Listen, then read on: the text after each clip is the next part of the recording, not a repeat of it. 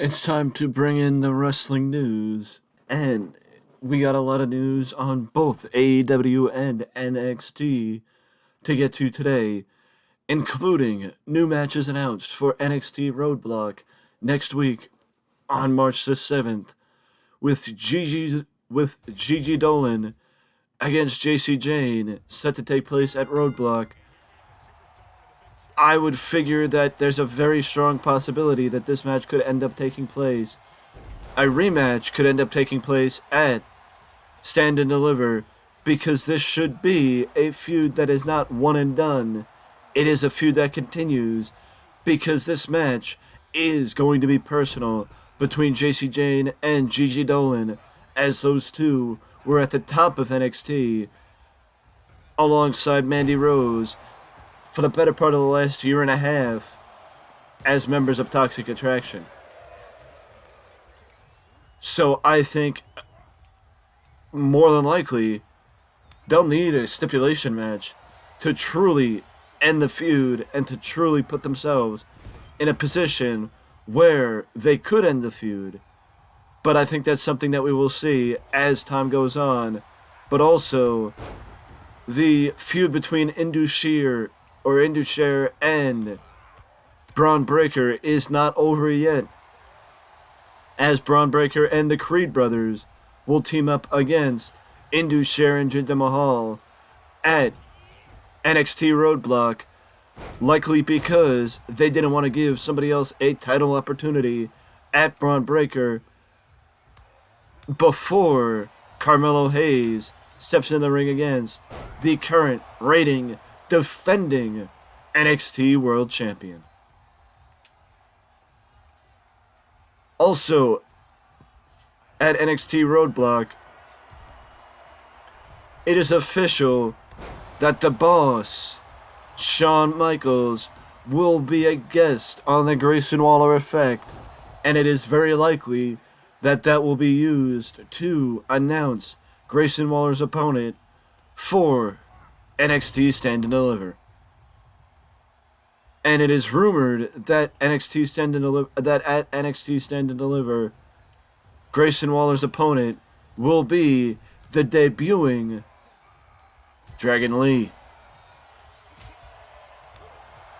which would be a very, in my opinion, it would be a fun way to bring him in, but also it would be an easy way to bring him in, because you would have somebody like Dragon Lee, like it would be okay for Waller to take the loss against Dragon Lee as a debuting high price talent, because I think there were a lot of people that wondered if Dragon Lee would go to NXT, would he immediately go to the top of the card, or would it be something where he would have to earn his way to the top of the card, and that there were fans that worried about him maybe not hitting where he's supposed to, realizing his potential in NXT, or being unsure of where his potential lands in NXT. But I gotta say that NXT Roadblock is set to be a very interesting and fun last roadblock, no pun intended, before NXT Stand and Deliver. And the fact of the matter is, at NXT Roadblock, we will find out our last bit.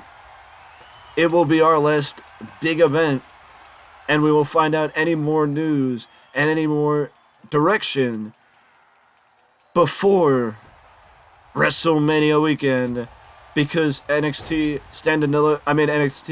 Roadblock is the last stop before WrestleMania weekend. And of course, I will be putting together the preview, or doing the preview for NXT Roadblock on March the 7th. Another NXT talent, to keep with the NXT news, another NXT talent that WWE officials are very high on is Sol Ruca. Sol Ruca has really done a wonderful job since debuting in NXT, and is one of the people that actually debuted as far as the next in line class last year, and she's come along very quick and as she has shown that she is a natural athlete and come along very quick in the last year as a talent that WWE could possibly build around in the future because she has shown natural athletic ability and a knack to be in the ring. So props to Sol Ruca for being able to be somebody that WWE could possibly build around in the future.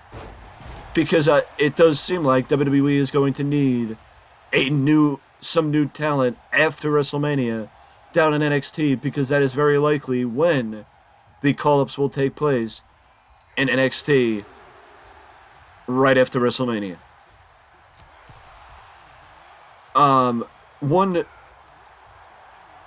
One bit of news that I am not gonna, how do I put it? One bit of news that I'm not going to pull any punches with, and I'm going to be brutally honest about, is the fact that there's rumors of Otis and Chad Gable breaking up. That there's rumors of putting Otis in the Maximum Male Models, and then in turn pushing Chad Gable as a top single star. And they didn't say a top single star, they said a serious single star. I love Chad Gable as much as the next guy, to be fair. I love Chad Gable as much as the next guy, to be fair. But the fact of the matter is, your tag team division is weak. There are rumors of the Street Profits breaking up. There's rumors that WWE are not going to go the route of Kevin Owens and Sami Zayn against the Usos at WrestleMania. Your tag team division matters. Your tag team division needs depth. Your tag team division is what counts, and your tag team division needs people in them that are established tag teams. I'm not saying that the Street Profits or Otis and Gable should stay together forever, but if you're just going to make Otis a comedy act and a joke, it would be so much better to keep him in the tag team division with Chad Gable and not have him be a joke. Gable and Otis should be one of the top tag teams in WWE because they are that damn good, and should be considered one of the top tag teams in WWE because they are that damn good. That's the only reason why they should be one of the top tag teams. It's because they are that good. But the fact of the matter is, if you're just going to put Otis in the Maximum Male Models and have him be comedic relief, then, and not be taken seriously, and just have it where you're going to put an overweight guy in a stable where he could wear stupid shit and make him look like a fool, unless you're going to have that build up where you're doing it to build sympathy for Otis, and that eventually you're going to have Otis reunite with Chad Gable, do it. But the fact of the matter is, if you're just going to have him break up with Chad Gable and go to the Maximum Male Models and have him not be taken seriously, treated as a joke and treated as an afterthought, that is a misuse of Otis and not right. And you should just keep them as a tag team then. Because it will not get over putting Otis in the Maximum Male Models unless it is the plan to use that to build sympathy, then do it. But I say don't do it because I also think that you would be better off breaking up the Street Profits and pushing Montez forward. But that's just my opinion. I think either way, you shouldn't break up a tag team unless you have a backup tag team waiting in the wings. And the fact of the matter is, I don't think Braun Strowman and Ricochet or Drew McIntyre and Sheamus are long-term tag teams. I think they are tag teams for right now, but not long-term. So unless you have backup plans as if you break up the Street Profits, who's going to take their spot? If you break up Otis and Gable, who's going to take their spot in the tag team division? Because if you break up a tag team, you lose the depth. And that's something that they should be thinking about. I think it's unnecessary to break up the tag team, and it should be something that they think about before they do it. I hope Otis and Gable do not break up, because it would be a pointless decision, especially knowing how they will likely go with it. I will excuse it now if they go the other way. But the fact of the matter is, you'd be better off keeping them together, in my opinion.